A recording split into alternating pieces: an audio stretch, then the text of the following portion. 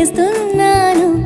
ఇరు పెదవుల శబ్దం విరిముద్దుల యుద్ధం మెలి తిప్పిన మీసం నా నడుమంచున మడతెంచితే ప్రాణం ఉన్నన్నాళ్ళు జతపడి నీకే కౌగిలి పంచాలని కాలం ఉన్నన్నాడు కడదని కథగా నీతో బ్రతకాలని.